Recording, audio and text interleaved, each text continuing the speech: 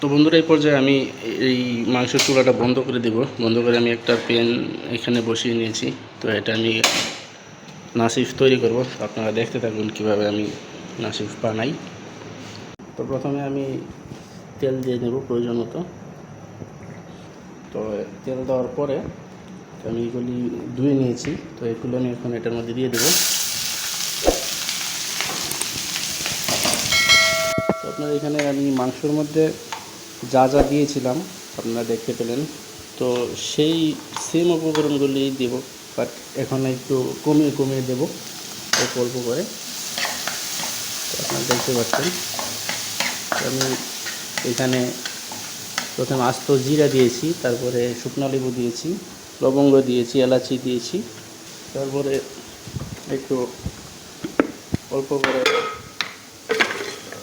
দারচিনি দেবো। দারচিনি আমি একটু কমই দেবো, কেননা আবার দারচিনির গুঁড়ো দেবো একটু, দেখতে পাচ্ছেন।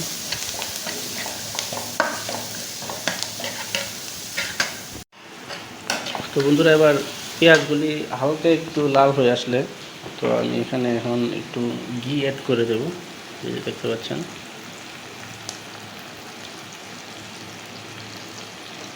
ঘি দেওয়ার পরে আমি যে আদা রসুনের পেস্টটা রেখেছিলাম, তো এই আদা রসুনের পেস্টটা আমি এটার মধ্যে দিয়ে দেবো। তো এই আদা রসুনের পেস্টটা দিয়ে কিছুক্ষণের জন্য এটা আমি ঢেকে দিলাম, কেননা আদা রসুনের একটা যে জাজটা আছে এই জাজটা পুরো মশলাতে অ্যাড হয়ে যাবে। তো আপনারা দেখতে থাকুন। তো এই পর্যায়ে আমি এটা উঠিয়ে এখন আমি এই যে টমেটোগুলো অ্যাড করে দেব।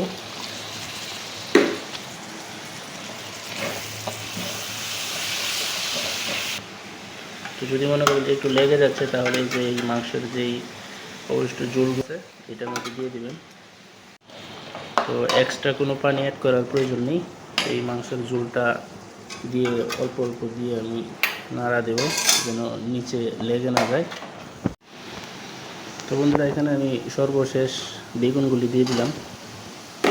তো বেগুনগুলি দিয়ে একটু নাড়া দেওয়ার পরে আমি এখানে অ্যাড করব কারি পাতা। তো আপনারা দেখতে থাকুন। তো বন্ধুরা, এবার আমি এখানে দিয়ে দিচ্ছি কারি পাতা।